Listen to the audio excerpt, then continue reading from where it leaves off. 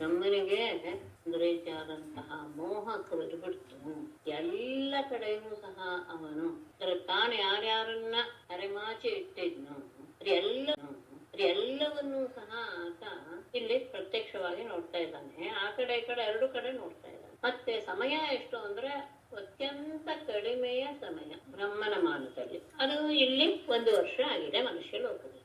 ಅಷ್ಟು ಕಡಿಮೆ ಅವಧಿಯಲ್ಲಿ ತ್ರುಟಿಯಿಂದ ಅದಕ್ಕಿಂತ ಕಡಿಮೆ ಕಾಲ ಇಲ್ಲ. ಅಷ್ಟು ಸಣ್ಣ ಕಾಲ, ಸೆಕೆಂಡ್ ಅನ್ನು ಸಹ ನೀವು ಇದು ಮಾಡಿದ್ರೆ, ಕಡಿಮೆ ಮಾಡ್ಕೊಂಡು ಬಂದ್ರೆ ಅಷ್ಟು ಸಣ್ಣ ಕಾಲದಲ್ಲಿ ಮತ್ತೆ ಈ ಕಡೆ ನೋಡಿದ ತಕ್ಷಣ ಕೃಷ್ಣ ಮೊದಲು ಹಾಗೆ ಎಲ್ಲರ ಜೊತೆನೂ ಆಟ ಆಡ್ತಾ ಇರೋದನ್ನೆಲ್ಲ ನೋಡಿದಾಗ ಆತನಿಗೆ ಬಹಳ ಆಶ್ಚರ್ಯವಾಗೋಯ್ತು. ನಾನು ಮಲಗಿಸಿದವರಲ್ಲೇ ಇದಾರೋ ಇಲ್ವೋ ಎನ್ನುವಂತಹ ಒಂದು ಸಂದೇಹವು ಬಂದು ಅಲ್ಲೂ ನೋಡ್ತಿದ್ದಾನೆ, ಇಲ್ಲೂ ನೋಡ್ತಾ ಇದ್ದಾನೆ. ಎಲ್ಲ ಕಡೆಯೂ ಅದದೇ ಮುಖ. ಅಲ್ಲಿ ತಾನು ಯಾರ್ಯಾರನ್ನ ಮೋಹಗೊಳಿಸಿ ಮಲಗಿಸಿದಾನೋ ಅವರೆಲ್ಲರೂ ಸಹ ತನ್ನ ಮಾಯಾ ಹಾಸಿಗೆಯಲ್ಲಿ ಮಲಗಿದವರೆಲ್ಲರೂ ಸಹ ಇಲ್ಲಿ ಕಾಣಿಸ್ತಾ ಇದ್ದಾರೆ. ಆದ್ರೆ ಅಲ್ಲಿ ಅವರು ಯಾರು ಮತ್ತೆ ಇನ್ನೂ ಎತ್ತಿಲ್ಲ. ಇದರ ರಹಸ್ಯ ಏನು ಅನ್ನೋದನ್ನ ಜ್ಞಾನ ದೃಷ್ಟಿಯಿಂದ ನೋಡೋದಕ್ಕೆ ಬಯಸಿದ ಬ್ರಹ್ಮನ್ನ ಬಿಟ್ಕೊಳ್ಳಿ, ಆದರೂ ಕಾಣಲಿಲ್ಲ. ಅಂದ್ರೆ ಇದರಲ್ಲಿ ಸೃಷ್ಟಿಯಾದವರು ಯಾರು, ಹೊಸದಾಗಿ ಮೊದಲಿದ್ದವರು ಯಾರು ಎನ್ನುವಂತಹ ಸಂಗತಿ ಆತನಿಗೆ ಗೊತ್ತಾಗಲಿಲ್ಲ. ಮತ್ತೆ ಬ್ರಹ್ಮನಿಗೆ ಜ್ಞಾನ ದೃಷ್ಟಿ ಅನ್ನೋದು ಇದೆ, ಆದ್ರೆ ಆ ಸಂದರ್ಭದಲ್ಲಿ ಆತನಿಗೆ ಅದು ಸಹ ಕೆಲಸ ಮಾಡ್ಲಿಲ್ಲ.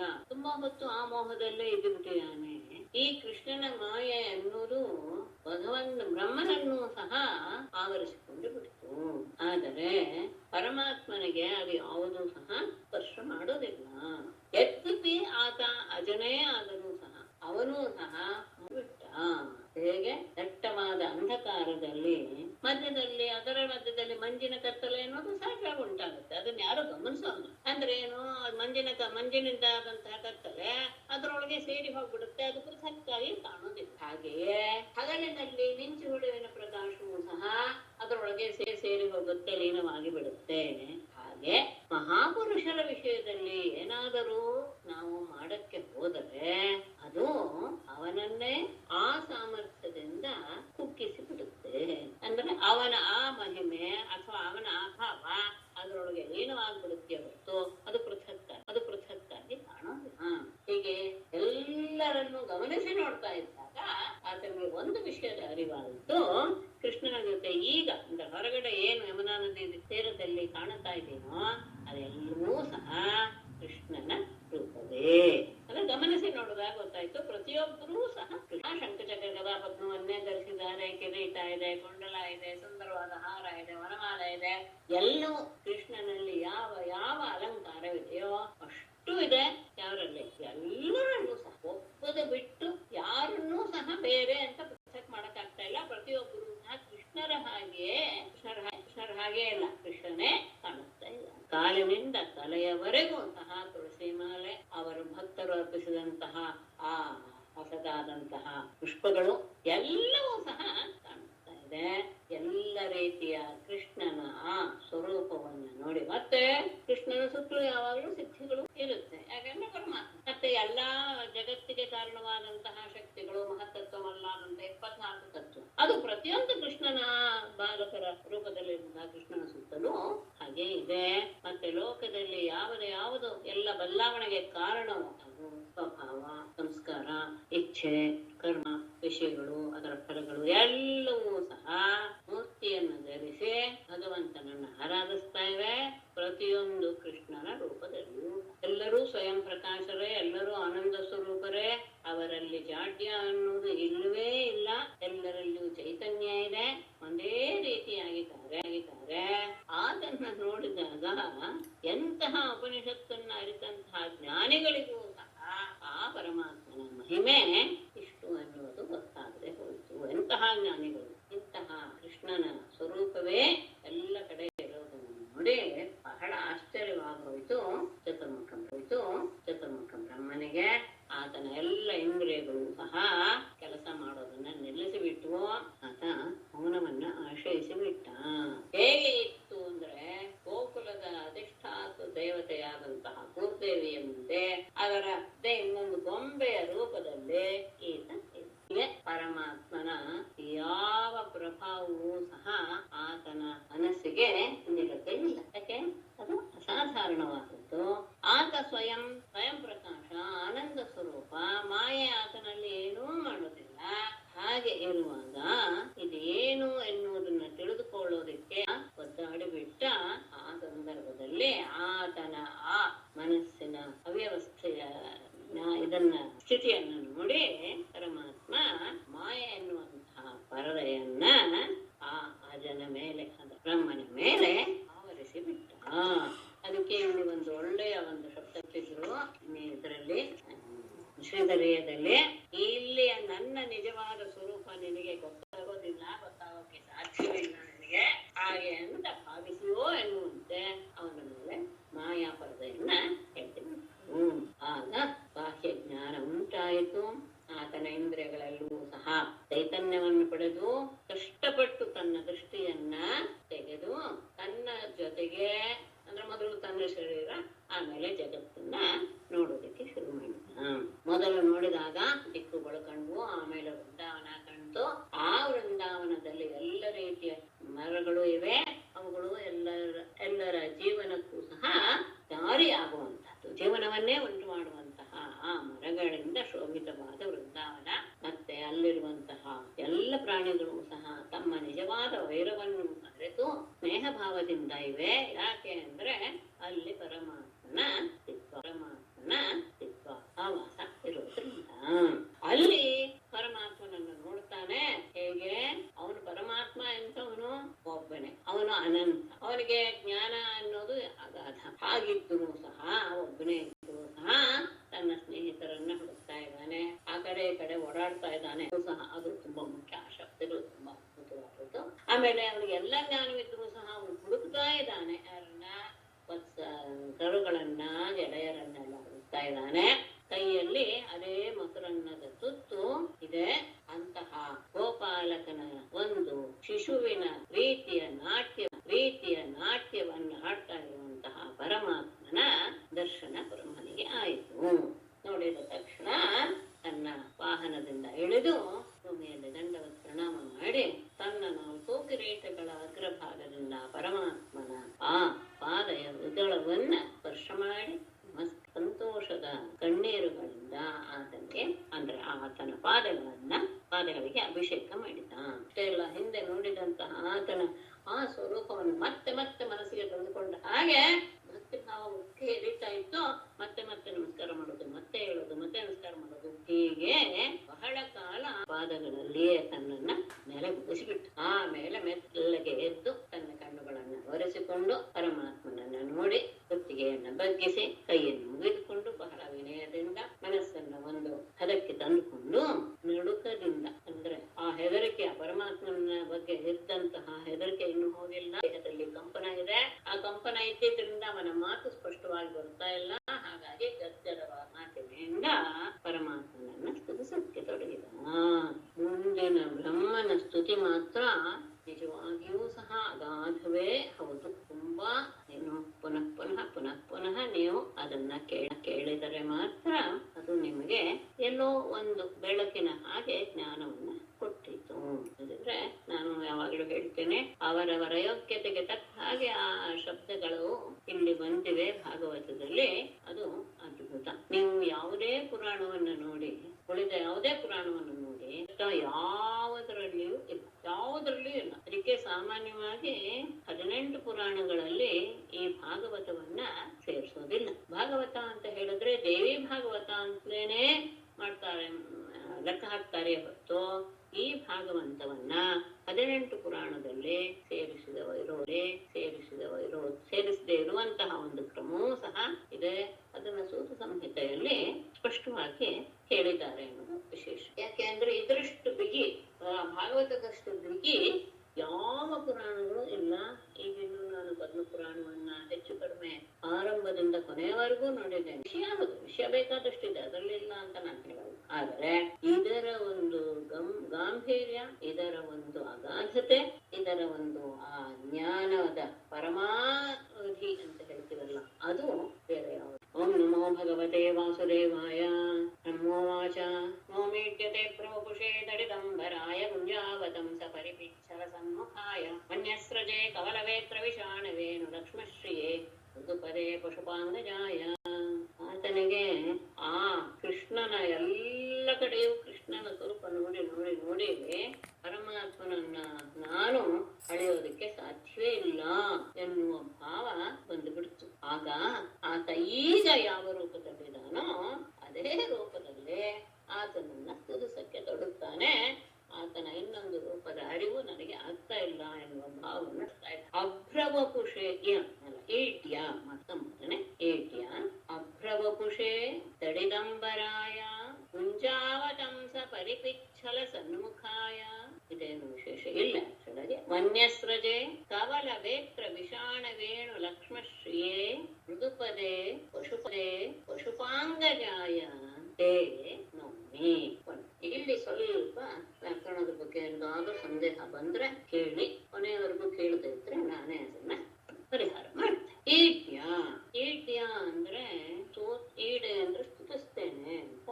ಈಟ್ಯ ಅಂದ್ರೆ ಸ್ತುತಿ ಮಾಡೋದಕ್ಕನಾದವನೇ ಸ್ತುತ್ಯರ್ಹ ಅನ್ನೋದು ಶಬ್ದ. ಅಂದ್ರೆ ಎಲ್ಲರಿಂದಲೂ ಸ್ತುತಿಗೆ ಯೋಗ್ಯನಾದವನು ನೀನು ಸಂಬೋಧನೆ. ಆಮೇಲೆ ಉಳಿದದ್ದೆಲ್ಲೂ ಸಹ ತೇ ಎನ್ನುವ ಚತುರ್ಥಿಗೆ ವಿಶೇಷಣ. ಅದರಿಂದ ಕೊನೆಯಲ್ಲಿ ತೇ ನೌಮಿ ಅಂತ ನಾನು ಹೇಳ್ತಾ ಇದ್ದೆ. ಅಭ್ರವಪುಷೆ, ಅಭ್ರ ಅಂದ್ರೆ ಮೋಡ, ಮೋಡದ ಹಾಗೆ ಕಪ್ಪಾದ ಶರೀರವನ್ನು ಹೊಂದಿರುವವನೇ. ತಡಿದಂಬರಾಯ ಮಿಂಚಿನ ಹಾಗೆ ಹೊಳೆಯುತ್ತಿರುವಂತಹ ಪೀತಾಂಬರವನ್ನು ಧರಿಸಿರುವವನು. ಈಗ ಅವನು ಈಗ ಆ ಕೈಯಲ್ಲಿ ಮೊಸರನ್ನವನ್ನು ಹಿಡ್ಕೊಂಡು ಓಡಾಡ್ತಾ ಇದ್ದಾನಲ್ಲ, ಆ ಸಂದರ್ಭ. ಗುಂಜಾವತಂಸ ಪರಿಪಿಚ್ಛಲ ಸನ್ಮುಖಾಯ. ಗುಂಜ ಅಂದ್ರೆ ಗುಲಗಂಜಿ, ಗುಲಗಂಜಿಯಿಂದ ಅಲಂಕಾರ ಮಾಡಿಕೊಂಡಂತಹ ಅದರ ಗರಿಗಳಿಂದ ಮತ್ತೆ ಗುಲಗಂಜಿಯಿಂದ ಅಲಂಕಾರ ಮಾಡಿಕೊಂಡ ಮತ್ತು ನವಿಲುಗರಿಯಿಂದ ಅಲಂಕರಿಸಲ್ಪಟ್ಟಂತಹ ಸುಂದರವಾದಂತಹ ಮುಖವು. ವನ್ಯಸ್ರಜೆ ವನಮಾಲೆಯನ್ನ, ಸ್ರಜ ಅಂದ್ರೆ ಹಾರ ಅಂತ, ಮಾಲೆಯೇ ವನಮಾಲೆಯನ್ನು ಧರಿಸಿರುವವನೇ. ಕವಲ ವೇತ್ರ ವಿಷಾಣ ವೇಣು ಲಕ್ಷ್ಮಶ್ರೀಯೇ. ಕೈಯಲ್ಲಿ ಏನೇನು ಇಟ್ಕೊಂಡಿದ್ದಾನೆ? ಕವಲ ಅನ್ನದ ತುತ್ತು, ವೇತ್ರ ದಂಡ, ವಿಷಾಣ ಕೊಂಬು, ವೇಣು ಕೊಳಲು, ಕೊಳಲನ್ನ ತನ್ನ ಸೊಂಟಕ್ಕೆ ಸೇರಿಸ್ಕೊಂಡಿದ್ದಾನೆ, ಸೇರಿಸ್ಕೊಂಡಿದ್ದಾನೆ ಪೀತಾಂಬರದ ಇದಕ್ಕೆ. ಇಂತಹ ಲಕ್ಷ್ಮ ಚಿನ್ನಯನ್ನ ಚಿನ್ನಯಿಂದ ಕೂಡಿ ಶೋಭಿಸ್ತಾ ಇರುವಂತವನೇ. ಇದೆಲ್ಲವನ್ನೂ ಸಹ ನೀನು ಹಿಡ್ಕೊಂಡಿದ್ದೀಯ. ಅಂತಹ ನಿನಗೆ ಮತ್ತೆ ಮೃದುಪದೇ ಮೃದುವಾದಂತಹ ಇರುವ ಪಶುಪಾಂಗಜಾಯ. ಪಶುಪ ಅಂದ್ರೆ ನಂದ, ಪಶು ಅಂದ್ರೆ ಗೋಪಾಲ ಅಂತ ಅರ್ಥ. ಆತನ ಅಂಗಜ ಅಂದ್ರೆ ಮಗ, ನಂದ ಗೋಪನ ಮಗನಾದ ತೇ ನೌಮಿ ನಮಸ್ಕಾರ ಮಾಡ್ತೇನೆ. ಇಂತಹ ಅಲಂಕಾರದಿಂದ ನೀನು ಹೊಂದಿದೀಯಾ. ಈಗ ನನ್ನ ಕಣ್ಣಿಗೆ ಕಾಣಿಸ್ತಾ ಇರುವುದು ಅಂತಹ ನೀಲಮೇಘದ ಹಾಗೆ ಕಾಂತಿಯನ್ನು ಹೊಂದಿರುವಂತಹ ಶರೀರ, ಮಿಂಚಿನ ಹಾಗಿರುವಂತಹ ಪೀತಾಂಬರವನ್ನ ಹುಟ್ಟಿರುವಂತಹವನು, ಗುಲಗಂಜಿಯ ಮಾಲೆಯನ್ನ ಅಲಂಕಾರವಾಗಿ ಇಟ್ಟುಕೊಂಡು ನವಿಲುಗರಿಯನ್ನು ಸಹ ತನ್ನ ತಲೆಯ ಮೇಲೆ ಸಿಕ್ಕಿಸಿಕೊಂಡು ಅತ್ಯಂತ ಸುಂದರವಾದಂತಹ ಮುಖ. ಆಮೇಲೆ ಕವಲ ವೇತ್ರ ವನ್ಯಸ್ರಜೆ ವನಮಾಲೆಯನ್ನ ಧರಿಸಿರುವಂತಹ ಕವಲ ವೇತ್ರ ವಿಷಾಣ ವೇಣು ಅಂದ್ರೆ ಕೈಯಲ್ಲಿ ಎಡಗೈಯಲ್ಲಿ ಆ ಮೊಸರಿನ ತುತ್ತು ಇದೆ. ಕವಲ ಅಂದ್ರೆ ತುತ್ತು ಅಂತ ಅರ್ಥ. ಆಮೇಲೆ ಆ ಎಡಗೈಯಲ್ಲಿ ಇನ್ನೊಂದು ಎಡಗದ ಹೇಳಿದ್ನಲ್ಲ, ಆ ಇದರಲ್ಲಿ ಇಟ್ಕೊಂಡಿದ್ದ, ಏನು ಬೆತ್ತವನ್ನ ಇಟ್ಕೊಂಡಿದ್ದ. ಆಮೇಲೆ ಆ ಪೀತಾಂಬರದ ಸೊಂಟದಲ್ಲಿ ವೇಣುವನ್ನು ಸಿಗಿಸ್ಕೊಂಡಿದ್ದ. ಈ ರೀತಿಯಾದ ಆಮೇಲೆ ಕೊಂಬನ್ನ ಊದುವಂತಹ ಕೊಂಬನ್ನ ಇದ್ರಲ್ಲಿ ಹಿಡ್ಕೊಂಡಿದ್ದ, ಯಾವುದ್ರಲ್ಲಿ ಕಂಕಳಲ್ಲಿ ಹಿಡ್ಕೊಂಡಿದ್ದ. ಆಮೇಲೆ ವೇಣುವನ್ನ ಬಟ್ಟೆಗೆ ಸಿಗಿಸ್ಕೊಂಡಿದ್ದ. ಈ ರೀತಿಯಾಗಿ ಅತ್ಯಂತ ಸುಂದರವಾದಂತಹ ಶೋಭೆಯನ್ನು ಹೊಂದಿರುವ ಮೃದುವಾದ ಪಾದಗಳುಳ್ಳ ಪಶುಪಾಂಗಜಾಯ ನಂದಗೋಪನ ಮಗನಾದಂತಹ ತೇ ನಿನಗೆ ನೌಮಿ ನಮಸ್ಕಾರ ಮಾಡ್ತೇನೆ ಹೇಳ್ತಾರೆ. ಮೇಡಮ್, ನವಮಿ ಅಂದ್ರೆ ಅಲ್ಲಿ ಚತುರ್ಥಿ ನಮಃ ಬರ್ಬೇಕಲ್ಲ, ಇಲ್ಲದಿದ್ರೆ ದ್ವಿತೀಯ ಬಂದು ನವಮಿ ಬರ್ಬೇಕಲ್ಲ? ದ್ವಿತೀಯನೇ ಬರ್ಬೇಕು. ಕ್ರಿಯಾಪದವನ್ನು ಬಳಸಿದೀವಿ ಅಂತ ಹೇಳಿದ್ರೆ ತಮ್ ಒಂದೇ ಇತ್ಯೇವ, ತಮ್ ನವಮಿ ಇತ್ಯೇವ. ಅದೇ ನಮಃ ಇದ್ದಾಗ ಮಾತ್ರ ತೇ ನಮಃ ಅಂತ ಆಗ್ಬೇಕು. ಆದ್ರೆ ಇಲ್ಲಿ ತೇ ಅಂತ ಚತುರ್ಥಿ ಹಾಕಿ ನವಮಿ ಅಂತ ಕ್ರಿಯಾಪದವನ್ನು ಬಳಸ್ಬಿಟ್ಟಿರೋದ್ರಿಂದ ಹೇಗೆ ಎನ್ನುವಂತಹ ಪ್ರಶ್ನೆ. ಅದಕ್ಕೆ ಸೂತ್ರ ಇದೆ, ದ್ವಿತೀಯಾರ್ಥದಲ್ಲಿ ಚತುರ್ಥಿ ಬರುತ್ತೆ. ಯಾವಾಗ ಅಂತ ಹೇಳಿದ್ರೆ ಸೂತ್ರ ಇದೆ. ಕ್ರಿಯಾರ್ಥೋಪಪದಸ್ಯ ಕರ್ಮಣಿ ಸ್ಥಾನಿನಃ. ಅಂದ್ರೆ ಇಲ್ಲಿ ಕ್ರಿಯೆ ಎನ್ನುವುದು ತೋರ್ತಾ ಅದು ಇನ್ನೊಂದನ್ನ ವಿಶೇಷಣವಾಗಿ ತೋರ್ತಾ ಇದ್ರೆ ಒಂದು ಕ್ರಿಯೆ ಉಪಪದವಾಗಿದೆ. ಅಂತಹ ಸಂದರ್ಭದಲ್ಲಿ ಕರ್ಮವನ್ನು ಹೇಳುವಂತಹ ಪದಗಳಿಗೆ ಚತುರ್ಥಿ ಬರುತ್ತೆ ಅನ್ನೋದು ಕ್ರಿಯಾರ್ಥೋಪಪದಸ್ಯ ಕರ್ಮಣಿ ಸ್ಥಾನಿನಃ. ಕ್ರಿಯಾರ್ಥೋಪಪದಸ್ಯ ಚ ಕರ್ಮಣಿ ಸ್ಥಾನಿನಃ. ಒಂದು ಕ್ರಿಯೆಗೋಸ್ಕರ ಇನ್ನೊಂದು ಕ್ರಿಯೆ ಎನ್ನುವುದು ಉಪಪದವಾಗಿದ್ದರೆ ಅದು ಇದ್ದಂತಹ ಸಂದರ್ಭದಲ್ಲಿ ಕರ್ಮಕಾರಕಕ್ಕೆ ಅಂದ್ರೆ ಯದ್ಯಪಿ ಕರ್ಮಕಾರಕಕ್ಕೆ ಏನ್ ಬರ್ಬೇಕು, ದ್ವಿತೀಯ ಬರ್ಬೇಕು ಕರ್ಮಣಿ ಬಿಟ್ಟ, ಅಲ್ಲಿ ಚತುರ್ಥಿ ಭಕ್ತಿ ಬರುತ್ತೆ ಅನ್ನೋದು ವಿಶೇಷ.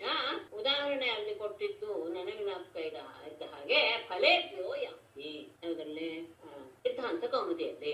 ಫಲೇಭ್ಯೋ ಯಾತಿ ಅಂದ್ರೆ ಏನರ್ಥ? ಫಲಾನಿ ಆಹರ್ತುಂ ಯಾತಿ ಅಂದ್ರೆ ಇನ್ನೊಂದು ಕೆಲಸ ಮಧ್ಯದಲ್ಲಿ ನಡೀತಾ ಇದೆ, ಆಹರಣ ಎನ್ನುವಂತಹ ಕೆಲಸ ನಡೀತಾ ಇದೆ. ಆ ನಡೆಯೋದು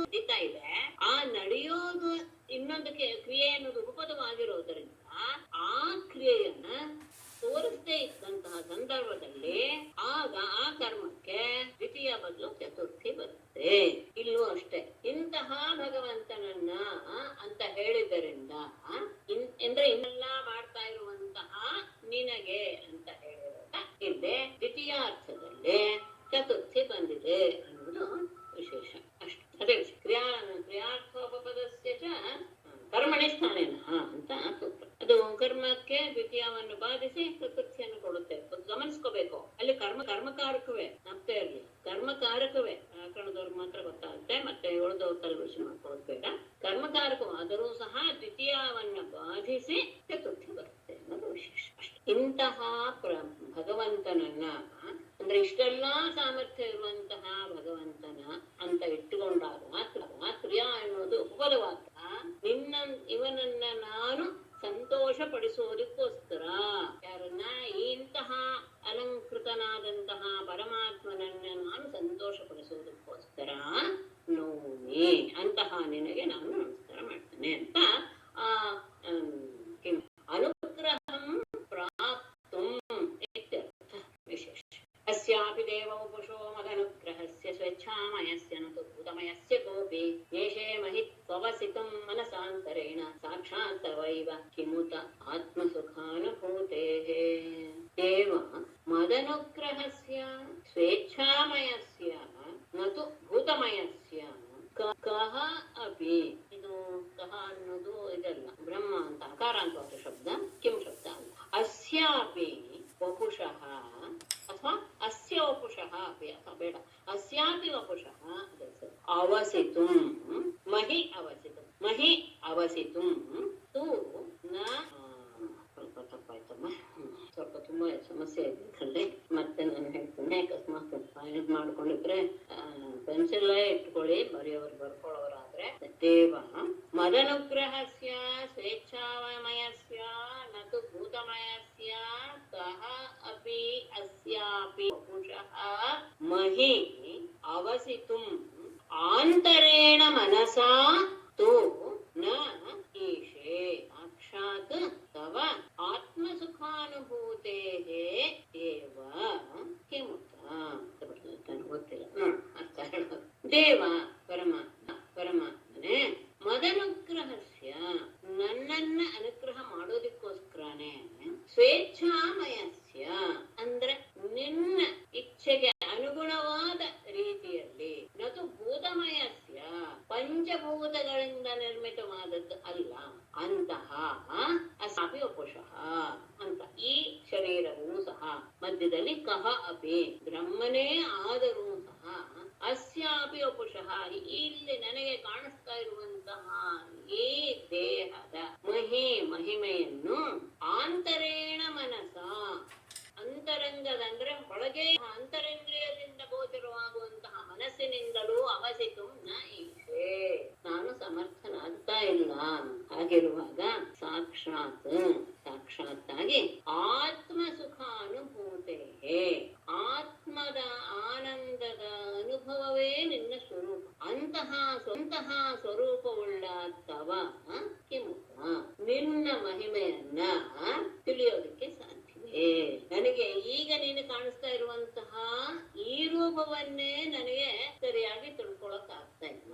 ನೀನು ಮತ್ತೆ ನನ್ನ ಅನುಗ್ರಹಕ್ಕೋಸ್ಕರನೇ ನೀನು, ಯಾಕೆಂದ್ರೆ ನನ್ನ ಮಾತ್ರನೇ ಭೂಭಾರ ಹೆಚ್ಚಾಗ್ಬಿಟ್ಟಿದೆ, ಭೂಮಿ ತಾಯಿ ಬಂದು ನನ್ನನ್ನ ಕೇಳ್ಕೊಂಡು ಎನ್ನುವ ಉದ್ದೇಶದಿಂದ ನಾನು ನಿನ್ನ ಹತ್ರ ಬಂದು ಕೇಳಿದಾಗ ನನಗೆ ಅನುಗ್ರಹ ಮಾಡುವುದಕ್ಕೋಸ್ಕರನೇ ನೀನು ಈ ಶರೀರವನ್ನು ಧರಿಸಿದೀಯ. ಮತ್ತೆ ನೀನು ಸ್ವೇಚ್ಛಾಮಯ ಅಂದ್ರೆ ನಿನ್ನ ಇಚ್ಛೆಗೆ ಅನುಗುಣವಾಗಿ ಅನೇಕ ಅವತಾರಗಳನ್ನ ಭಕ್ತರ ಉದ್ಧಾರಕ್ಕೋಸ್ಕರ ನೀನು ಧರಿಸ್ತೀಯ. ಹಾಗಾಗಿ ನಿನ್ನ ದೇಹ ಪಂಚಭೂತಾತ್ಮಕವಾದದ್ದಲ್ಲ. ಇಂತಹ ದೇಹದ ಬಗ್ಗೆಯೂ ನಾನೇನು ಸಾಮಾನ್ಯ ಮನುಷ್ಯನೇ ಅಲ್ಲ, ನಾನು ಸೃಷ್ಟಿಕರ್ತನಾದಂತಹ ಬ್ರಹ್ಮನೇ ಆದರೂ ಸಹ ಇಂತಹ ಶರೀರದ ಮಹಿಮೆಯನ್ನು ತಿಳಿದುಕೊಳ್ಳಲು ಯಾವುದು ಆಂತರೇಣ ಮನಃ, ಅತ್ಯಂತ ಮನಸ್ಸಿನ ಒಳಗೆ ಪ್ರವೇಶ ಮಾಡಿ ಸರಿಯಾದ ಅಂದ್ರೆ ಇಂದ್ರಿಯಗಳನ್ನು ಬಿಟ್ಟು ಕೇವಲ ಅಂತರಿಂದ್ರಿಯದಿಂದಲೇ ತಿಳ್ಕೊಳ್ಳೋದಿಕ್ಕೂ ಸಹ ನಾನು ಸಮರ್ಥನಾಗ್ತಾ ಇಲ್ಲ. ಹಾಗಿರುವಾಗ ಸಾಕ್ಷಾತ್ತಾದಂತಹ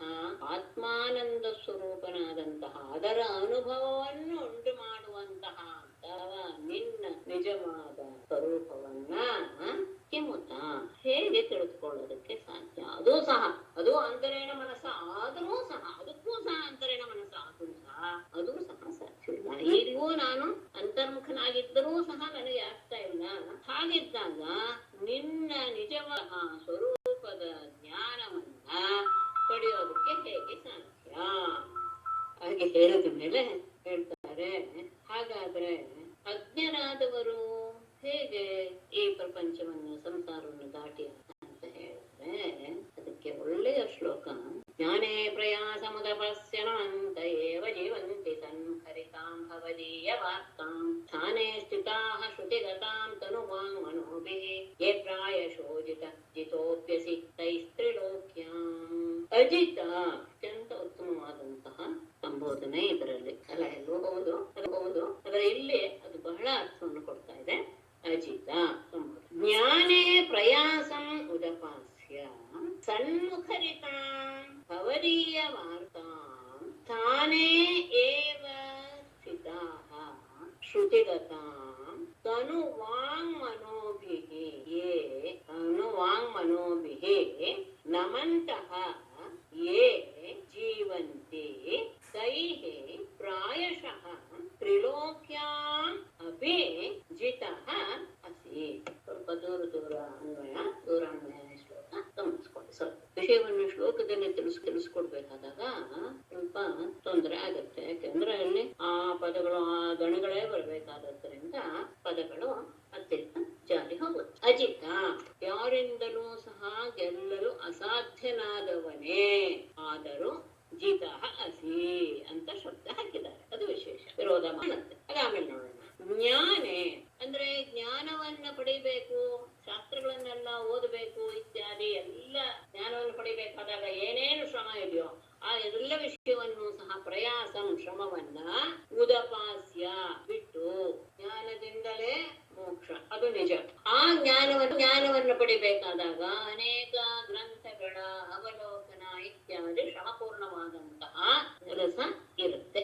ಆದರೆ ಆ ರೀತಿಯ ಶ್ರಮವನ್ನೆಲ್ಲ ಬಿಟ್ಟು ಸನ್ಮುಖರಿತ ಸಜ್ಜನರ ಅಥವಾ ಸತ್ಪುರುಷರ ಬಾಯಿಯಲ್ಲಿ ಸತತವಾಗಿ ಹೊರಬರುತ್ತಾ ಭವದೀಯ ವಾರ್ತಾಂ ನಿನ್ನ ಮಹಿಮೆಗಳ ವಿಷಯವನ್ನ ತಾನೇ ಏವ ಅಂದ್ರೆ ಎಲ್ಲೂ ಹೋಗದೆ ತಾವಿರುವಂತಹ ಸ್ಥಳದಲ್ಲಿಯೇ ಸ್ಥಿತಾಃ ಇದ್ದುಕೊಂಡು ಶ್ರುತಿಗತಾಂ ಅವರು ಹೇಳುವಂತಹ ಎಲ್ಲ ವಿಷಯಗಳನ್ನು ಸಹ ಯಾರದ್ದರ ಮೂಲಕ ತಮ್ಮ ಕಿವಿಗೆ ಬಂದಂತಹದ್ದನ್ನ ತನುವಾಂಗ್ ಮನೋಭಿಃ ಅಂದ್ರೆ ಅದನ್ನ ಕೇಳುತ್ತಾ ತಮ್ಮ ಶರೀರ ಮಾತು ಮನಸ್ಸು ಇವುಗಳಿಂದ ನಮಂತಹ ನಿನಗೆ ನಮಸ್ಕಾರ ಮಾಡ್ತಾ ಇರುವಂತಹ ಯಾರು ಜೀವಂತಿ ಲೋಕದಲ್ಲಿ ಬದುಕಿದಾರೋ ಅಥವಾ ಲೋಕದಲ್ಲಿ ವಾಸ ಮಾಡ್ತಾ ಇದ್ದಾರೋ, ಸ್ವಲ್ಪ ಅರ್ಥ ಆಗಿಲ್ಲ ಅಂತ ಹೇಳ್ತೇನೆ. ಆಮೇಲೆ ತೈಹಿ ಅವರಿಂದ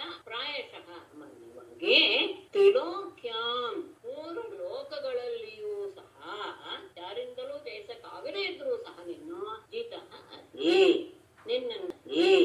ನಿನ್ನನ್ನು ಅವರು ಗೆದ್ದು ಬಿಡ್ತಾರೆ. ನೀನು ಗೆಲ್ಲಲ್ಪಟ್ಟಿದ್ದೀಯಾ ಅವರಿಂದ. ಯಾರು ಜ್ಞಾನವನ್ನ ಪಡ್ಕೊಳ್ಬೇಕು ಅನ್ನೋ ಉದ್ದೇಶದಿಂದ ಯಾವ ಶ್ರಮವನ್ನು ಸಹ ಪಡೆಯದೆ ಅದನ್ನೆಲ್ಲ ಪೂರ್ತಿಯಾಗಿ ಬಿಟ್ಬಿಡ್ತಾರೆ. ಅಷ್ಟೇ ಅಲ್ಲ, ಸಜ್ಜನರ ಬಾಯಿಂದ ಹೊರಬರುವಂತಹ ಪರಮ ವಿಷಯಗಳನ್ನು ತಾವು ಇದ್ದ ಸ್ಥಳದಲ್ಲಿಯೇ ಇದ್ದುಕೊಂಡು ತಮ್ಮ ಕಿವಿಗೆ ಬಿದ್ದಂತಹ ಆ ವಿಷಯಗಳನ್ನ ಕೇಳ್ತಾ ಕೇಳ್ತಾ ಕೇಳ್ತಾ ಆಗಲೂ ಸಹ ಎಲ್ಲೂ ಹೋಗಲ್ಲ. ತಮ್ಮ ಶರೀರ ಮಾತು ಮನಸ್ಸುಗಳಿಂದ ನಿನಗೆ ನಮಸ್ಕಾರ ಮಾಡ್ತಾ, ಅಂದ್ರೆ ಕಾಯೇನ ವಾಚ ಮನಸ ಮಾಡ್ತಾ ಯಾರು ಬದುಕಿದಾರೋ ಅಂಥವರಿಂದ ನೀನು ಅಂದ್ರೆ ಆ ರೀತಿಯಾಗಿ ನಿನ್ನನ್ನ ತಮ್ಮ ಭಕ್ತಿಯಿಂದ ವಶಪಡಿಸಿಕೊಂಡಂಥವ್ರು ಮೂರು ಲೋಕದಲ್ಲಿಯೂ ಸಹ ನಿನ್ನನ್ನ ಗೆಲ್ಲಕ್ಕಾಗದೇ ಇದ್ರು ಸಹ ಜಿತಃ ನೀ ಗೆಲ್ಲಲ್ಪಡ್ತೀಯ. ಯಾಕೆಂದ್ರೆ ನೀನು ಅವರ ಅಧೀನನಾಗಿ ಬಿಡ್ತೀಯ. ಅಂದ್ರೆ ಇದಕ್ಕೆ ಏನೂ ಶ್ರಮ ಬೇಡ. ಆದರೆ ಸತತವಾಗಿ ಮಹಾಪುರುಷರ ಸನ್ನಿಧಾನದಲ್ಲಿ ಇದ್ದುಕೊಂಡು ಅವರು ಹೇಳುವಂತಹ ಭಗವಂತನ ಮಹಿಮೆಯನ್ನು ಪುನಃ ಪುನಃ ಪುನಃ ಪುನಃ ಕೇಳ್ತಾ ಕೇಳ್ತಾ ಕೇಳ್ತಾ ಅವರು ಇದ್ದಲ್ಲಿಯೇ ತಮ್ಮ ಕಾಯೇನ ವಾಚ ಮನಸ ಪರಮಾತ್ಮನನ್ನ ಆರಾಧಿಸ್ತಾ ನಮಸ್ಕಾರ ಮಾಡ್ತಾ ಯಾರು ಬದುಕಿರ್ತಾರೋ ಅಂಥವರು ಮೂರು ಲೋಕದಲ್ಲಿಯೂ ಗೆಲ್ಲಕ್ಕೆ ಆಗದೇ ಇರುವಂತಹ ನಿನ್ನನ್ನ ಇಲ್ಲಿ ಇನ್ನೊಂದು ರೀತಿಯಾಗಿಯೂ ಅರ್ಥ ಮಾಡ್ತಾರೆ. ಅಜಿತೋಜಿತೋಪಿ ಅಸಿ ಅಂತ ಸಂಬೋಧನ ಮಾಡದೆ ಅಜಿತಃ ಅಪಿ ಜಿತಃ ಅಸಿ, ಯದ್ಯಪಿ ನೀನು ಅಜಿತನಾದರೂ ಜಿತನಾಗಿ ಬಿಡ್ತೀಯಾ ಅಂತ ಹಾಗೂ ಸಹ ಅರ್ಥ ಮಾಡೋದುಂಟು. ಆದರೆ ಮೂಲದಲ್ಲಿ ಅಜಿತ ಅನ್ನುವ ಶಬ್ದವೇ ಇದೆ, ಸಂಬೋಧನೆಯ ಇದೆ, ಅದು ಸಹ ಆಗಬಹುದು. ಅಲ್ಲ ಅಜಿತೋ ತೊಂದರೆ ಇಲ್ಲ, ಆದರೆ ಅಜಿತೋ ಅಂತ ಬರಕ್ಕೆ ತೊಂದರೆ ಆಗತ್ತೆ ಛಂದಸ್ಸಿನ ನಿಯಮದಲ್ಲಿ. ಹಾಗಾಗಿ ಅಜಿತ ಎನ್ನುವ ಸಂಬೋಧನನೇ ಇಟ್ಕೊಂಡ್ಬಿಟ್ರು ಸಹ ಜಿತಃ ಹಸಿ ಅಂತ ಹೇಳುವಾಗ ವಿರೋಧದ ಹಾಗೆ ಕಾಣಿಸುತ್ತೆ. ಅಜಿತ ಅಂತ ಸಂಬೋಧನೆ ಮಾಡಿ ಹೇಗೆ ನೀನು ಜಿತಃ ಅಂದ್ರೆ ಇಂಥವರಿಂದ ನೀನು ಜಿತ, ಇವರ ಅಧೀನನಾಗಿ ಬಿಡ್ತೀಯ, ಅವರ ಮನಸ್ಸಿನಲ್ಲಿ ನೀನು ಪರಿಪೂರ್ಣವಾಗಿ ನೆಲೆಸಿ ಬಿಡ್ತೀಯ. ಮತ್ತೆ ಆ ನಿನ್ನ ಬಗ್ಗೆ ಇರುವಂತಹ ಭಕ್ತಿ ಎನ್ನುವುದೇ ಬಹಳ ಪ್ರಧಾನವಾದದ್ದು. ಶ್ರೇಯಸ್ತುತಿಂ ಭಕ್ತಿ ಮುದಸ್ಯತೆ ವಿಭೋ ಪಶ್ಯಂತಿ ಯೇ ಕೇವಲ ಬೋಧಲಬ್ಧೆ ತೇಷಾಮಸೋ ಕ್ಲೇಶಲ ಏವ ಶಿಷ್ಯತೆ ನಾನ್ಯದ್ಯಥಾ ಸ್ಥೂಲತುಷಾವಘಾತಿನಾಂ. ವಿಭೋ ಶ್ರೇಯಸ್ಮೃತಿಂ ತೇ ಭಕ್ತಿಂ ಉದಸ್ಯ ಯೇ ಕೇವಲ ಬೋಧಲಬ್ಧಯೇ ಕ್ಲಿಶ್ಯಂತಿ ತೇಷಾಂ ಸೌ ಕ್ಲೇಶಲಃ ಏವ ಶಿಷ್ಯತೆ ಅನ್ಯತ್ ನ ಯಥಾ ಸ್ಥೂಲತುಷಾವಘಾತಿನಾ. ವಿಭೋ ಸರ್ವವ್ಯಾಪಿಯೇ ಪರಮಾತ್ಮನೇ ಶ್ರೇಯಸ್ಮೃತಿಂ, ಶ್ರೇಯಸ್ಸನ್ನು ಸುರಿಸುವಂತಹ, ನೀರು ಬೀಳೋದಕ್ಕೆ ಪ್ರಗತಿ ಅಂತ ಹೇಳ್ತೀವಲ್ಲ ಹಾಗೆ ಸತತವಾಗಿ ಬಿಡ್ತಾನೆ ಇರುತ್ತೆ. ಶ್ರೇಯಸ್ಸು ಅನ್ನೋದನ್ನ ಉಂಟು ಮಾಡ್ತಾನೇ ಇರುವಂಥದ್ದು ಯಾವುದು? ತೇ ಭಕ್ತಿ, ನಿನ್ನ ಭಕ್ತಿಯನ್ನ ಉದಸ್ಯ ಬಿಟ್ಟು, ಏ ಯಾರು ಕೇವಲ ಬೋಧಲಬ್ಧಯೇ ಜ್ಞಾನವನ್ನ ಪಡಿಬೇಕು ಎನ್ನುವ ಉದ್ದೇಶದಿಂದಲೇ ಕ್ಲಿಶ್ಯಂತಿ ಶ್ರಮವನ್ನ ಪಡ್ತಾರೋ, ತೇಷಾಂ ಅವರಿಗೆ ಅಸೌ ಅಂದ್ರೆ ಆ ರೀತಿಯಾಗಿ ಮಾಡ್ತಾರಲ್ಲ ಶ್ರಮ, ಅದು ಕ್ಲೇಶಲ ಏವ ಶಿಷ್ಯತೆ, ಅದು ಕೇವಲ ಕ್ಲೇಶವಾಗಿಯೇ ದುಃಖವನ್ನು ಕೊಡುವಂತಾಗಿಯೇ ಇರುತ್ತೆ. ಯಾವುದೇ ಒಂದು ಕೆಲಸ ಮಾಡಿ ನಾವು ಕಷ್ಟದಿಂದ ಕೆಲಸ ಮಾಡಿ ಅದು ನಮಗೆ ಶ್ರಮವಾದಾಗಲೂ ಸಹ ಆಮೇಲೆ ನಮಗೆ ಫಲ ಉತ್ತಮವಾದದ್ದು ಸಿಕ್ಕಿದಾಗ ಆ ಶ್ರಮ ಎನ್ನುವುದು ನಮಗೆ ಮರೆತು ಹೋಗುತ್ತೆ. ಅಷ್ಟೇ ಅಲ್ಲ, ಅದು ನಮಗೆ ಫಲವನ್ನು ಕೊಟ್ಟಿದ್ದರಿಂದ ಇದು ಆನಂದಮಯವಾಗಿಯೇ ಇತ್ತು ಅಂತಾನೆ ಭಾವ. ಇದು ಅವರು ಮಾಡಿದಂತಹ ಶ್ರಮ ಅದು ದುಃಖವಾಗಿಯೇ ಕ್ಲೇಶ ರೂಪವಾಗಿಯೇ ಇರುತ್ತೆ. ಅನ್ಯತು ನ, ಬೇರೆ ಯಾವುದೂ ಸಹ ಅವರಿಗೆ ಸಿಗೋದಿಲ್ಲ. ಅತ್ಯಂತ ಉತ್ತಮವಾದಂತಹ ದೃಷ್ಟಾಂತವನ್ನು ಕೊಡ್ತಾರೆ. ಯಥಾ ಸ್ಥೂಲತುಷಾವಘಾತಿನ, ಹೇಗೆ ಹೊಟ್ಟು ಎನ್ನುವುದು ನೋಡಕ್ಕೆ ದೊಡ್ಡದಾಗಿ ಕಾಣಿಸುತ್ತೆ. ತುಷ ಅಂದ್ರೆ ಅಕ್ಕಿ, ಆ ಭತ್ತದ ಹೊಟ್ಟು ನೋಡಕ್ಕೆ ದೊಡ್ಡದಾಗಿ ಕಾಣಿಸ್ತಾ ಇರೋದ್ರಿಂದ ಅದರಲ್ಲೇ ಧಾನ್ಯ ಇದೆ ಅಂತ ತಿಳ್ಕೊಂಡು ಅದನ್ನ ಕುಟ್ಟಿ ಅಕ್ಕಿ ಸಿಗೋದಿಲ್ಲ, ಕೇವಲ ಅವಳಿಗೆ ಶ್ರಮ ಮಾತ್ರ ಆಗುತ್ತೆ. ನೋಡೋದಕ್ಕೆ ದೊಡ್ಡದಾಗಿ ದೊಡ್ಡದಾಗಿದೆ ಅನ್ನುವಂತಹದ್ದನ್ನ ಇಟ್ಟು ಅಂದ್ರೆ ಭತ್ತವನ್ನೇ ತಗೊಂಡಾಗ ಭತ್ತ ಮತ್ತು ಹೊಟ್ಟನ್ನ ಇಟ್ಕೊಂಡಾಗ ಭತ್ತ ಸಣ್ಣದಾಗಿ ಕಾಣುತ್ತೆ. ಹಾಗಾಗಿ ಹೊಟ್ಟೆ ದೊಡ್ಡದಾಗಿರೋದ್ರಿಂದ ಅದರಂಗೇ ಧಾನ್ಯ ಇರಬೇಕು ಎನ್ನುವಂತಹ ಭಾವನೆಯಿಂದ ಏನಾದ್ರೂ ಅದನ್ನು ಹುಡ್ತಾ ಹೋದ್ರೆ ಹೇಗೆ ಅವರಿಗೆ ಧಾನ್ಯ ಎನ್ನುವುದು ಸಿಗೋದೇ ಇಲ್ವೋ, ಕೇವಲ ಜ್ಞಾನವನ್ನ ಪಡೆದುಕೊಂಡೇ ನಾನು ಎಲ್ಲ ರೀತಿಯ ಪರಮಾತ್ಮನನ್ನ ಪಡಿತೇನೆ ಎನ್ನುವಂತಹ ಬುದ್ಧಿ ಇರುವಂತವರು ಅವರಿಗೆ ಆ ಶ್ರಮ ದುಃಖವಾಗಿಯೇ ಇರುತ್ತೆ ಹೊರತು ಅದು ಆನಂದವನ್ನು ಉಂಟು ಮಾಡುವುದಕ್ಕೆ ಕಾರಣವಾಗಲ್ಲ. ಯಾಕೆ ಅಂದ್ರೆ ನಿನ್ನಲ್ಲಿ ಇಟ್ಟಂತಹ ಭಕ್ತಿ ಅನ್ನೋದು ಅದು ಶ್ರೇಯಸ್ಸಿನ ಮೂಲ ಕಾರಣ. ಹಾಗಿರುವಾಗ ಅದನ್ನ ಬಿಟ್ಟು ಜ್ಞಾನಕ್ಕೋಸ್ಕರ ಒದ್ದಾಡ್ತೇನೆ ಅಂತ ಹೊರಟ್ರೆ ಅಲ್ಲೇ ದುಃಖ ಮಾತ್ರ ಉಳಿಯುತ್ತೆ ಹೊತ್ತು ಇನ್ನೇನು ಅಲ್ಲ. ಹೇಗೆ ನೋಡಕ್ಕೆ ದೊಡ್ಡದಾಗಿ ಕಾಣಿಸ್ತಾ ಇದೆ ಎನ್ನುವ ಉದ್ದೇಶದಿಂದ ಸ್ಥೂಲವಾದಂತಹ ಭತ್ತದ ಹೊಟ್ಟನ್ನು ಹುಟ್ಟುವವರಿಗೆ ಏನು ಹಲವು ಸಿಗೋದಿಲ್ವೋ ಇನ್ನು ನೆನಪಿಟ್ಕೊಳ್ಬೇಕು. ಹಾಗಾದ್ರೆ ಜ್ಞಾನ ಬೇಡವೇ ಅಂತ ಪ್ರಶ್ನೆ ಬರುತ್ತೆ. ಯಾಕೆಂದ್ರೆ ಜ್ಞಾನಾದೇವ ಮೋಕ್ಷ ಅನ್ನೋದು ನನ್ನ ಸಿದ್ಧ. ಅದು ಹಾಗಾದ್ರೆ ಇಲ್ವಾ, ಬರೀ ಭಕ್ತಿ ಸಾಕ ಅಂತ ಹೇಳಿದ್ರೆ ಅದಕ್ಕೆ ವಿವೇಕ ಚೂಡಾಮಣಿಯಲ್ಲಿ ಅದ್ಭುತವಾದಂತಹ ಒಂದು ಲಕ್ಷಣವನ್ನ ಕೊಟ್ಟಿದ್ದಾರೆ. ಮೋಕ್ಷ ಸಾಮಗ್ರಿಯ ಭಕ್ತಿರೇವ ಗರೀಯಸಿ. ಮೋಕ್ಷವನ್ನ ಪಡಿಬೇಕು ಎನ್ನುವಂತಹ ಅದರಲ್ಲಿ ಅನೇಕ ಸಾಧನೆಗಳನ್ನ ನಾವು ಮಾಡ್ತೇವೆ. ಆ ಸಾಧನೆಗಳಲ್ಲೆಲ್ಲ ಭಕ್ತಿ ಎನ್ನುವುದು ಅತ್ಯಂತ ಉತ್ತಮವಾದಂತಹ ಸಾಧನೆ. ಹಾಗಾದ್ರೆ ಭಕ್ತಿ ಅಂದ್ರೇನು? ಸ್ವಸ್ವರೂಪಾನುಸಂಧಾನಂ ಭಕ್ತಿರಿತ್ಯಭಿಧೀಯತೆ. ತನ್ನ ಸ್ವರೂಪವನ್ನ ಸರಿಯಾಗಿ ತಿಳಿದುಕೊಳ್ಳೋದಿದೆಯಲ್ಲ ಅದೇನೆ ಭಕ್ತಿ. ಜ್ಞಾನದಿಂದ ನಾವು ಪಡೆಯೋದು ಸಹ ಜೀವಾತ್ಮ ಪರಮಾತ್ಮನಿಗೆ ಅಭೇದವನ್ನೇ ತಿಳ್ಕೊಳ್ತೀವಿ. ಆ ಜ್ಞಾನ ನಮಗೆ ಭಕ್ತಿಯಿಂದಲೇ ಲಭ್ಯವಾಗಿ ಬಿಟ್ಟುವಂತಹ ಗ್ರಂಥ ಪಠಣ ಇತ್ಯಾದಿಗೆ ಜಾತಕ್ಕೆ ಹೋಗ್ಬೇಕು, ನಗ್ತಾ ಇರ್ಬೇಕು.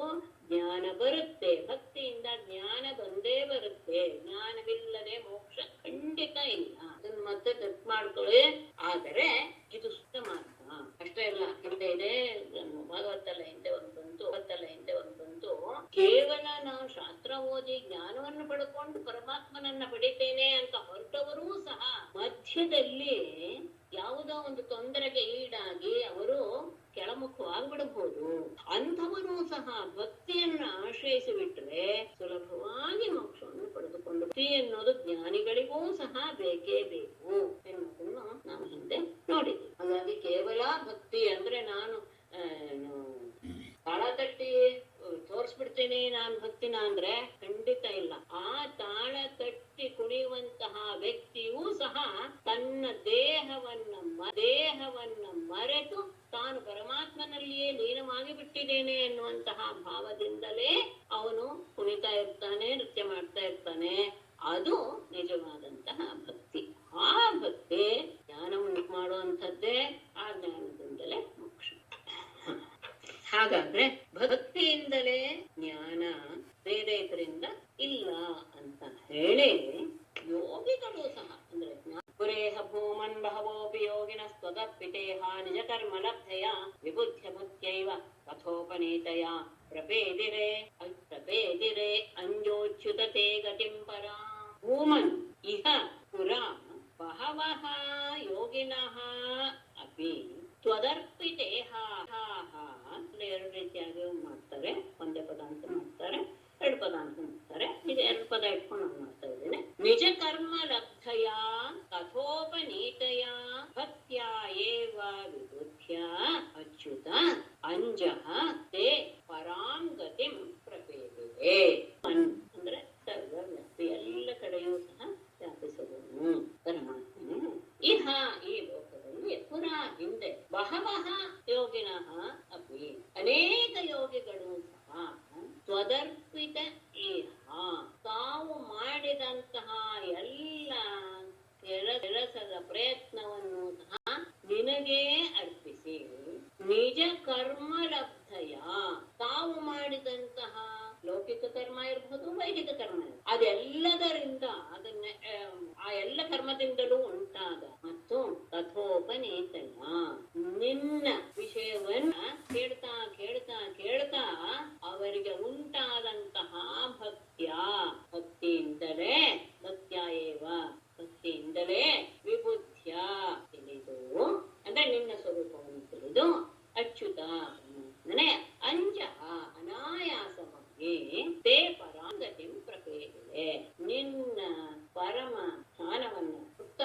ಜ್ಞಾನವನ್ನ ಬೇರೆ ಇನ್ನೇನು ಬಹಳ ಜನ ಇದನ್ನ ಜ್ಞಾನವನ್ನ ಪಡೆದುಕೊಂಡಿದ್ದಾರೆ.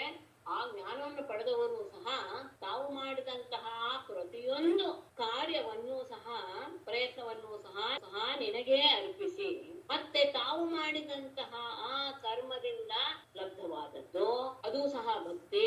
ಮತ್ತೆ ನಿನ್ನ ಮಹಿಮೆಗಳನ್ನ ಕೇಳ್ತಾ ಕೇಳ್ತಾ ಕೇಳ್ತಾ ಅವರನ್ನ ಆಕರ್ಷಿಸಿ ಬಿಡ್ತು. ಅಂತಹ ಭಕ್ತಿಯಿಂದಲೇ ಎಲ್ಲವನ್ನು ನಿನ್ನ ನಿಜವಾದ ಸ್ವರೂಪವನ್ನು ತಿಳಿದು ಬಹಳ ಸುಲಭವಾಗಿ ನಿನ್ನ ಉತ್ತಮವಾದಂತಹ ಸ್ಥಾನವನ್ನ ಅವರು ಪಡೆದರು. ಇಲ್ಲಿ ಎರಡು ಒಟ್ಟಿಗೆ ತಗೊಂಡ್ರು ಆಗತ್ತೆ. ತದರ್ಪಿತೇಹ ನಿಜ ಕರ್ಮ ಲಬ್ಧಯ ಅಂತ ಹೇಳ್ಬಿಟ್ರೆ ಅದು ಒಟ್ಟಿಗೆ ಎಲ್ಲ ಆಗ್ತದೆ. ನಿನ್ನಲ್ಲಿಯೇ ತಾವು ಮಾಡುವ ಎಲ್ಲ ಕೆಲಸದ ಪ್ರಮಾದ ಎಲ್ಲವನ್ನೂ ಸಹ ನಿನಗೆ ಅರ್ಪಿಸಿ, ಆ ಅರ್ಪಿಸಿದ್ದರಿಂದಲೇ ಸಿಕ್ಕಿತ್ತು ಯಾವುದೋ ಭಕ್ತಿಯ ಅನುಭವ. ಮತ್ತೆ ನಿನ್ನ ಮಹಿಮೆಯನ್ನ ಹೇಳ್ತಾ ಹೇಳ್ತಾ ಹೇಳ್ತಾ ಅದು ಸಹ ಭಕ್ತಿಯನ್ನ ಉಂಟು ಮಾಡೋದಕ್ಕೆ ಕಾರಣವಾಯಿತು. ಕೇಳುವಾಗ ಹೇಳುವ ಅಂತಹ ಭಕ್ತಿಯಿಂದಲೇ ನಿನ್ನ ಸ್ವರೂಪವನ್ನ ತಿಳಿದಂತಹ ಅವರು ಆ ಯೋಗಿಗಳು ಸಹ ಬಹಳ ಸುಲಭವಾಗಿ, ಅಂದ್ರೆ ಅವರನ್ನೂ ಸಹ ಈ ಭಕ್ತಿ ಅನ್ನೋದು ಉಂಟಾದ್ಮೇಲೆ ಅವರು ಬಹಳ ಸುಲಭವಾಗಿ ನಿನ್ನ ಸ್ವರೂಪವನ್ನು ತಿಳಿದು ನಿನ್ನ ಸ್ಥಾನವನ್ನು ಆದರು. ನಿನ್ನ ಸ್ವರೂಪ ತಿಳಿಯೋದು ಅಷ್ಟು ಸುಲಭವಲ್ಲ. ತಥಾಪಿ ಭೂಮನ್ ಮಹಿಮಾ ಗುಣಸ್ಯತೆ ವಿಭೋತ್ಮಲಾಂತರಾತ್ಮಭಿಃ ವಿಕ್ರಿಯಾತ್ ಸ್ವಾನುಭವಾತ್ ಅರೂಪತಃ ಅನನ್ಯಬೋಧ್ಯಾತ್ಮತಯಾ ನ ಚ ಅನ್ಯಥಾ.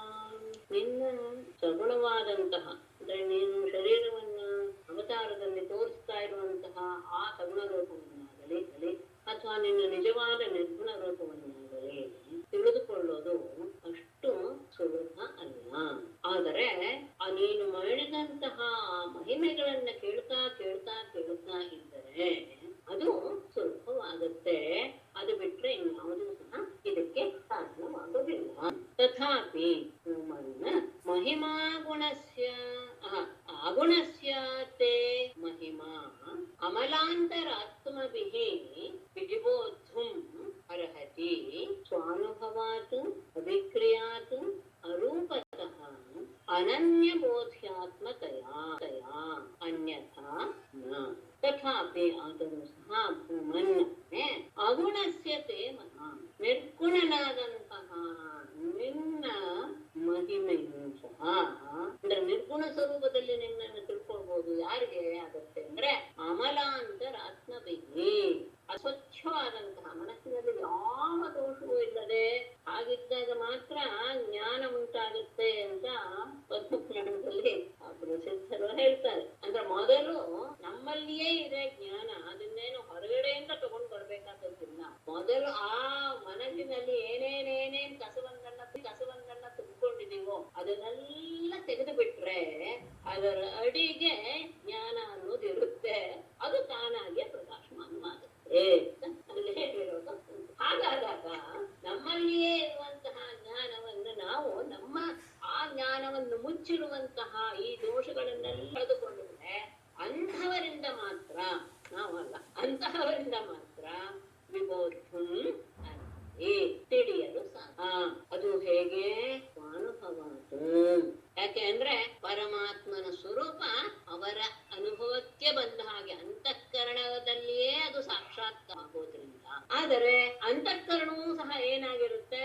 ಅದು ವಿಕಾರ ಸಹಿತವಾಗಿರುತ್ತೆ ಅಂತ ಆದಾಗ ಅದಕ್ಕೆ ಕೊಡ್ತಾರೆ ಅವಿಕ್ರಿಯ. ಅದು ವಿಶೇಷವಾದಂತಹ ಯಾವ ಕ್ರಿಯೆಯನ್ನು ಹೊಂದದೇ ಇರಬೇಕು, ಯಾವ ರೀತಿಯ ಆಕಾರವನ್ನು ಹೊಂದದೇ ಇರುವಂತಹದ್ದಾಯಿತು. ಅಂದ್ರೆ ಅಲ್ಲಿ ನಾವು ಯಾವುದನ್ನೂ ಸಹ ಊಹಿಸಿಕೊಳ್ಳಬಾರದು. ಆ ಮನಸ್ಸಿಗೆ ಆ ಅನುಭವದಿಂದಲೇ ಬರೋದು. ಅಂತಃಕರಣದಲ್ಲಿ ಅದು ಸಾಕ್ಷಾತ್ಕಾರವಾಗುತ್ತೆ. ಅಂತಃಕರಣವೂ ಸಹ ಯಾವುದನ್ನೋ ಒಂದು ವಿಷಯ ಮಾಡ್ಕೊಂಡ್ ಬಿಡುತ್ತಲ್ಲ ಅಂತ ಹೇಳಿದ್ರೆ ಇಲ್ಲ, ಅದನ್ನ ನಾವು ಅವಿಕ್ರಿಯ ಅಂತ ವಿಶೇಷವಾದ ಆಕಾರವನ್ನ ಅಲ್ಲಿಂದ ನಾವು ದೂರ ಮಾಡಿ ಬಿಡಬೇಕು.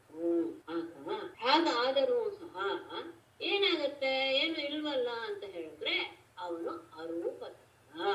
ರೂಪ ಅಂದ್ರೆ ಯಾವುದೋ ಒಂದು ವಿಷಯವಾಗೋದು. ಯಾವನು ವಿಷಯಕ್ಕೆ ಕಾರಣನಲ್ಲ, ನಿರ್ದಿಷ್ಟವಾದಂತಹ ಇದೆ ಇದು ಅವನು ಎನ್ನುವುದಕ್ಕೆ ಅವನು ಸಿಗೋದಿಲ್ಲ.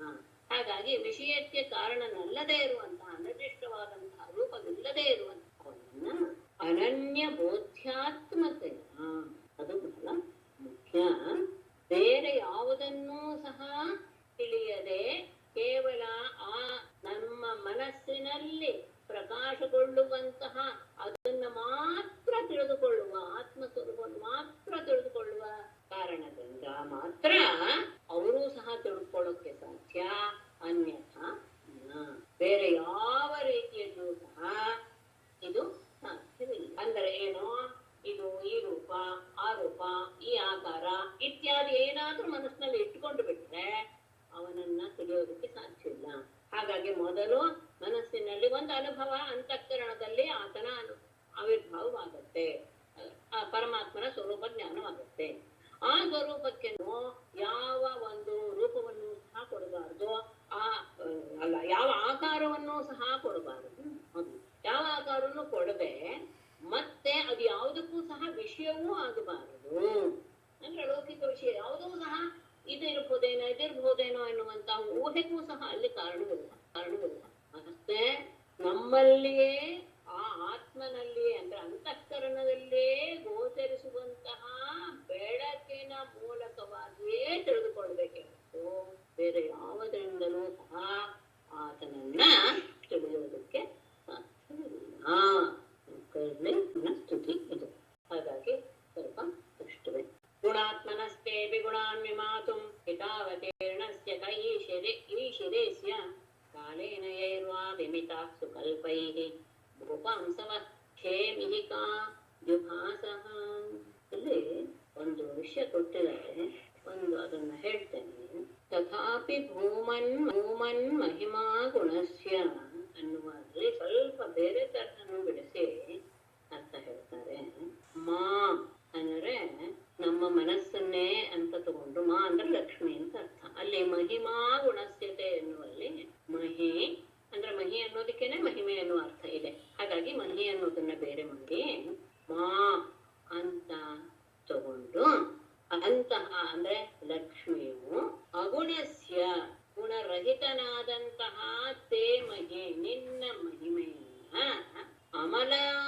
ಅಮಲಾಂತರಾತ್ಮವಿಗೆ ಶುದ್ಧವಾದಂತಹ ಅಂತಃುಳ್ಳವರಿಂದ ಯಾವ ರೀತಿಯಾಗಿ ವಿಬೋಧುಂ ತಿಳಿಯೋದಿಕ್ಕೆ ಸಾಧ್ಯವಾಗುತ್ತೆ ಅಂತ ಪ್ರಶ್ನೆ ಮಾಡಿಕೊಂಡ್ರು.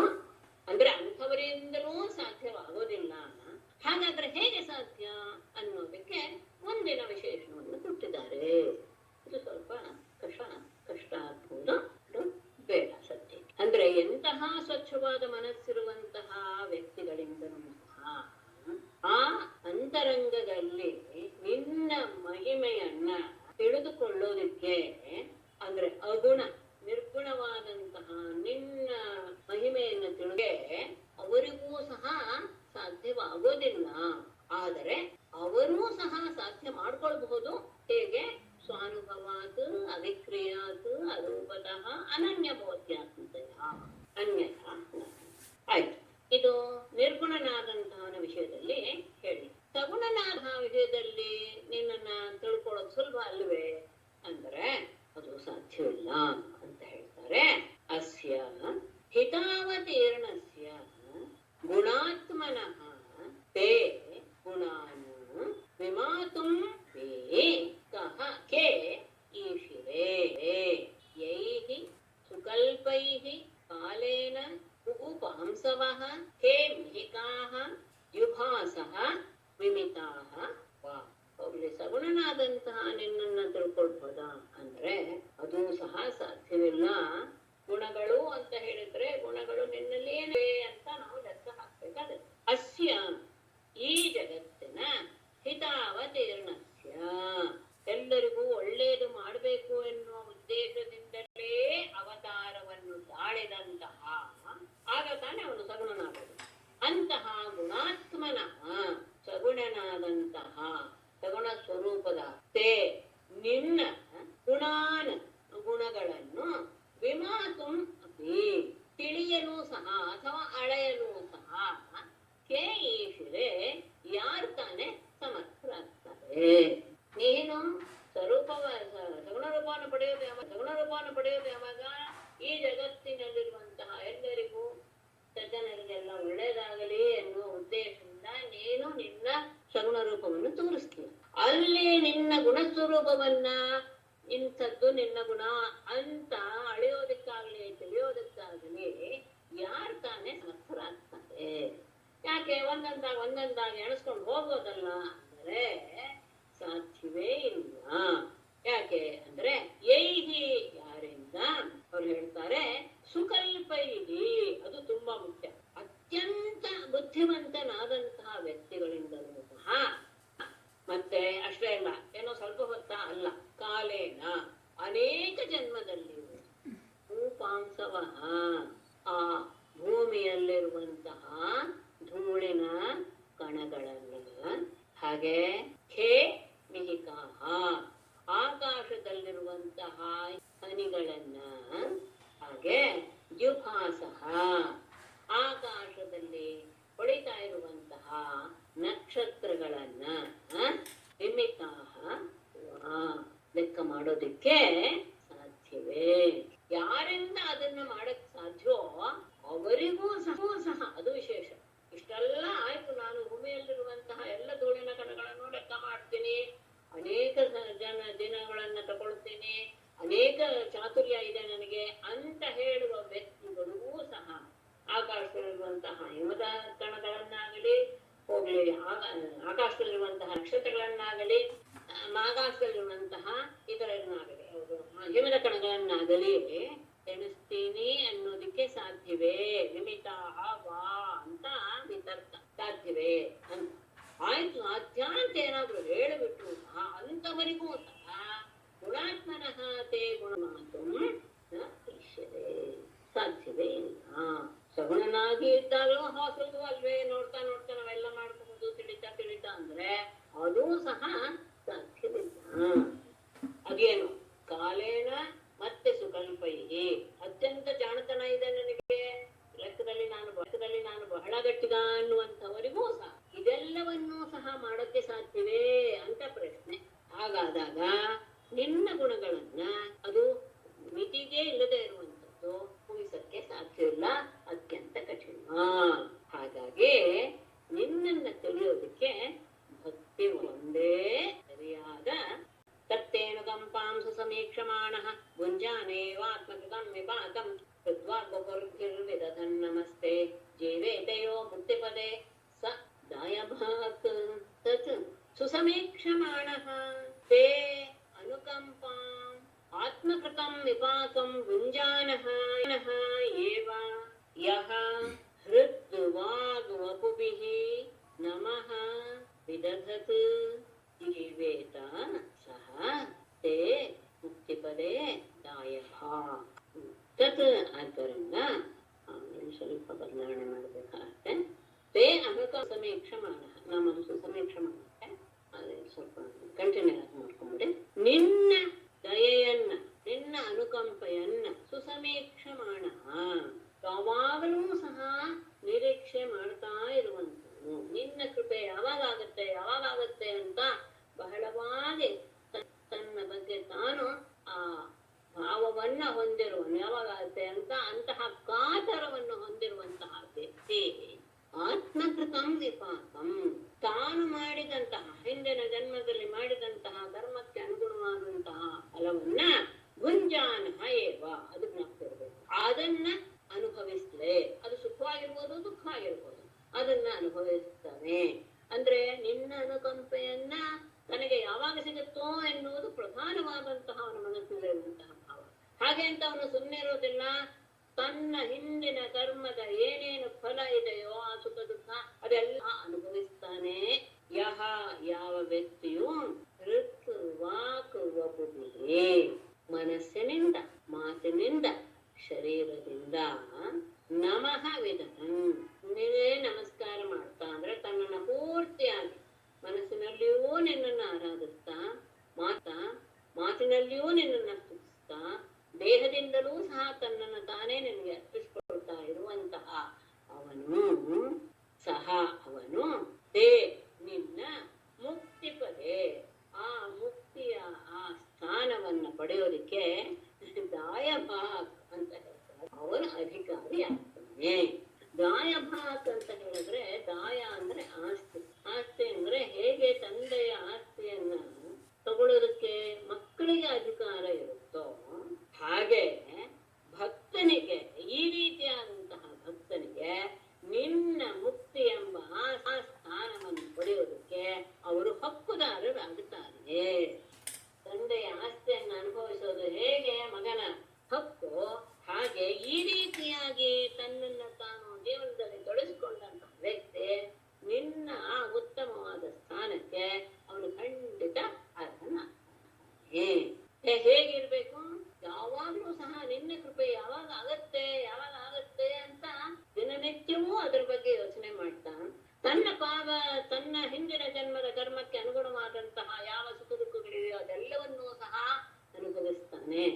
ಮನಸ್ಸಿನಲ್ಲಿ ಅತ್ಯಂತ ಪ್ರೀತಿಯಿಂದ, ಮಾತಿನಲ್ಲಿ ನಿನ್ನ ಮಹಿಮೆಯನ್ನ ಸ್ತುತಿಸ್ತಾ, ದೇಹದಿಂದಲೂ ಸಹ ತನ್ನನ್ನು ತಾನು ನಿನಗೇ ಅರ್ಪಿಸಿಕೊಂಡು, ದೇಹದ ಬಗ್ಗೆ ಯಾವ ವ್ಯಾಮೋಹವಿಲ್ಲದೆ ನಿನಗೆ ನಮಸ್ಕಾರ ಮಾಡ್ತಾ ಯಾವನು ಬದುಕಿರ್ತಾನೋ ಅವನು ನಿಜವಾಗಿಯೋ ನಿನ್ನ ಸ್ಥಾನವನ್ನು ಹೊಂದೋದಕ್ಕೆ ಅವನು ನಿಜವಾದ ಅಧಿಕಾರಿ.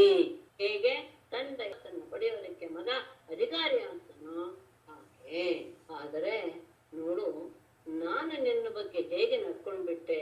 ಪಶ್ಯೇಷಮೇನಾರ್ಯಮನಂತ ಆದ್ಯೇಯ ಪರಾತ್ಮನಿ ತ್ವಯ್ಯಭಿಮಾಯಿಮಾಯಿನಿ ಮಾಯಾಮಿತೇಕ್ಷಿತಮಾತ್ಮವೈಭವಂ ಅಹಂ ಕಿಯಾನ್ ಐಚ್ಛಮಿವಾರ್ಚಿರತ್ನೋ ಈಶಾ ಮೇ ಅನಾರ್ಯಂ ಪಶ್ಯ ಅನಂತೆ ಆದ್ಯೆ ಮಾಯಿ ಮಾಯಿನೇ ಪರಾತ್ಮನಿ ತ್ವಯಿ ಅಪಿ ಮಾಯಾಂ ವಿತತ್ಯ ಆತ್ಮವೈಭವಂ ಈಕ್ಷಿತುಂ ಐಚ್ಛಂ ಅಹಂ ಕ್ರಿಯಾಮಿ ಅಗ್ನೋ ಅರ್ಚಿಹಿ ಇವ.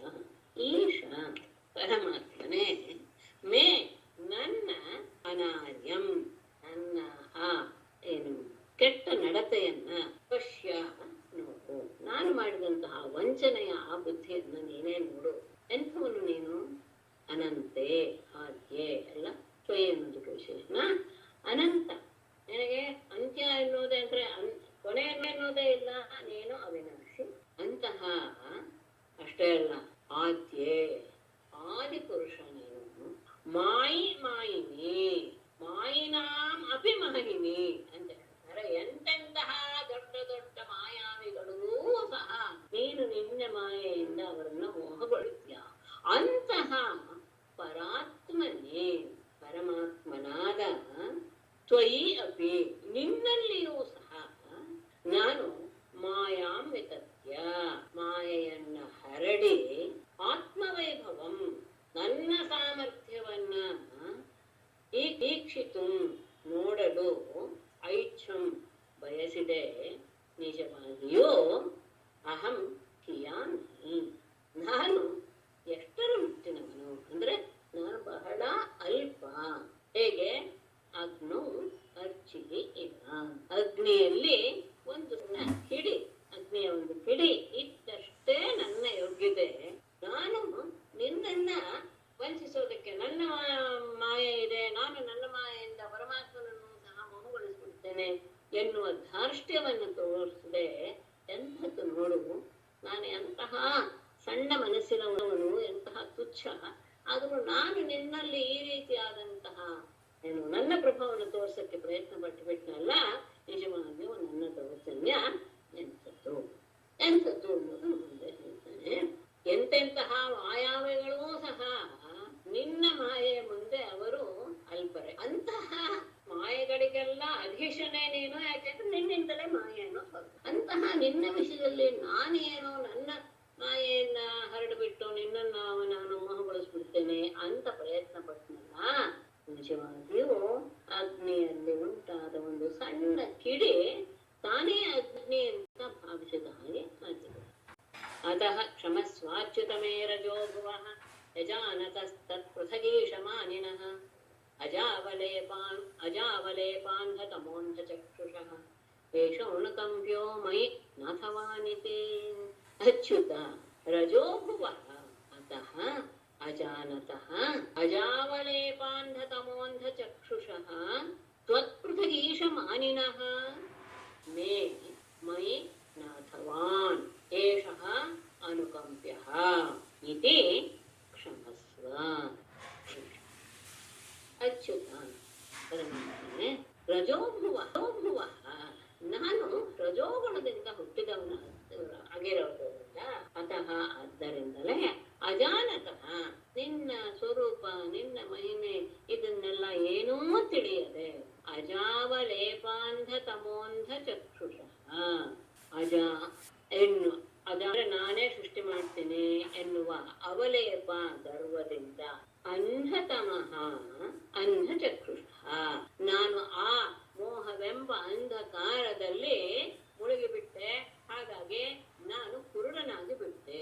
ಅಂತಹ ದೃಷ್ಟಿ ಇಲ್ಲದೆ ಇರುವಂತಹ ಕಣ್ಣುಳ್ಳಂತಹ ಮೇ ನನ್ನ ವಿಷಯದಲ್ಲಿ ಗಮನಿಸಿ, ಅಷ್ಟು ಮುಂದಿನ ಮಾತು ಮಯಿ ನಾಥವಾನ್ ನನ್ನಲ್ಲಿ ಇರುವುದರಿಂದ ಇದು ವಿಶೇಷ.